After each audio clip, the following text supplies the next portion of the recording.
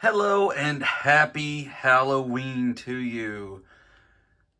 With this has become an annual tradition because this is the second annual Happy Halloween looking at scary figures.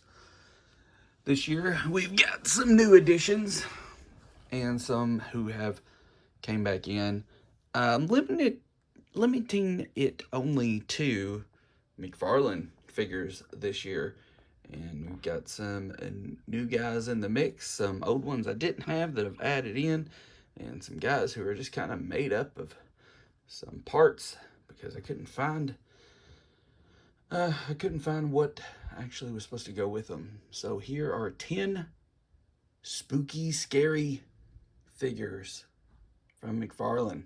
Starting off with Man Bat, an early DC Multiverse figure, but still a scary one. But his joints are weak. You always have to prop him up on something.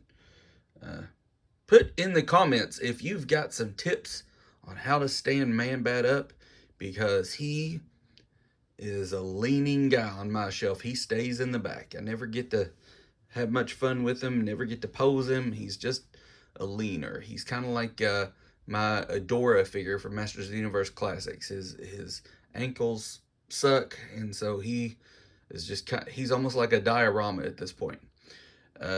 Next, Killer Croc, always one of my favorites in this collection. Killer Croc is so awesome. He's from the Arkham game. He was cool in the game, and he's so awesome. I always love Killer Croc when he's in the comics, when he's in the animated show, when he's in the game, when he's in anything. Great character, great figure, and he's scary. All right. Uh, Scarecrow from Arkham. Probably one of the best looks for Scarecrow. He's so menacing.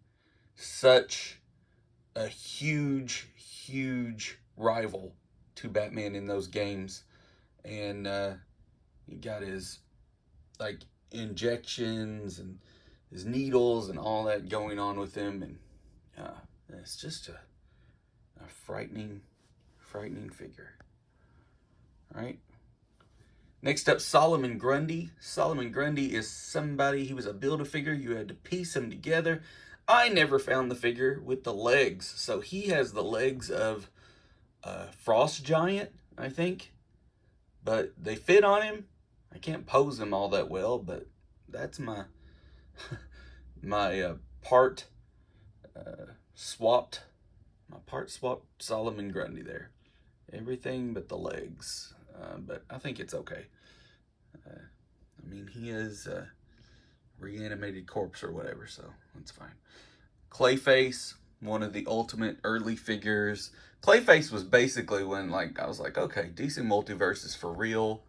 I need to start collecting this because at the time I was just getting DC retros, and then I got this Clayface and I had him start throwing around Adam West and Burt Ward, and I was like, okay, what else do they have? And then I got that Bane, and it was over. I was into Batman DC Multiverse figures and stuff. Next up, this Scarecrow from Batman Begins.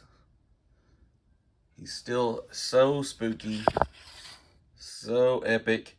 I have heard rumors that they may finally make the one with the suit. So, like how he's right here, you probably may have heard me in another video talk about how I'd love to just have the suit with the mask. So if they do that, I will be first in line to get that because that's my preferred look for the Cillian Murphy Scarecrow. So that would be very awesome. Next up, this infected Joker from the Arkham games. My daughter absolutely hates this figure. She comes in here and then she runs away. She just does not like him. So he probably gets spookiest figure of this collection just because this piece of plastic along with Man Bat. She hates Man Bat.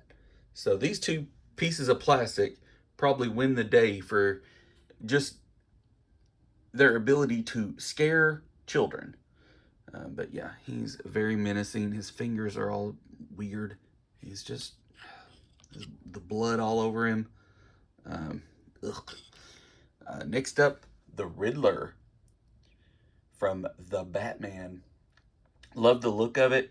My idea with the Riddler, my headcanon, aside from the movie, is kind of, like how at the end of it, everybody is dressed like this. I like the idea of, and I kind of did it in kind of like this fan fiction that I made up, that Batman can never capture the Riddler because the Riddler is everybody. Like there's so many people. Like this was presented in Matt Reeves' movie in this way, how all these people carried this on, but Batman can never track him down because there's no certain person that is the Riddler. So I love this idea that you can just go get this coat. You can just go that these people can just go get this coat. They can go get this outfit, and maybe he captures one guy, but there's 10 more that pop up. So it's a cool idea for the Riddler. It's that's just kind of my headcanon with that. So very creepy look for him there. Next, Two-Face from Batman Forever. I think they did a phenomenal job on this figure. Like the look. I think the Tommy Lee Jones look is great there. And super creepy over here. I put this gun here from the deluxe accessory pack, and I think that really works for him. If we could get a sugar and spice to go with him, that'd be great. Who doesn't want a Drew Barrymore action figure? Definitely not me.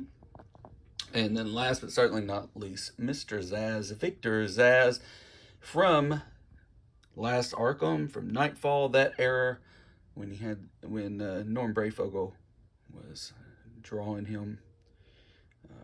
This is basically his look.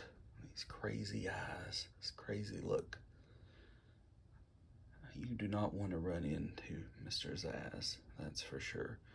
So all of these are my creepy Halloween, happy Halloween picks from McFarlane Toys for Halloween 2024. So if you have some picks, put them down in the comments. I would like to hear your 10 creepy action figure picks. They don't have to just be DC Multiverse. They can be any toy line. Tell me your 10 picks of your 10 favorite creepy, spooky action figures. These are mine. So, hope you have a great Halloween. Hope you have a great ending to your October. And I'll talk with you again soon. Wow.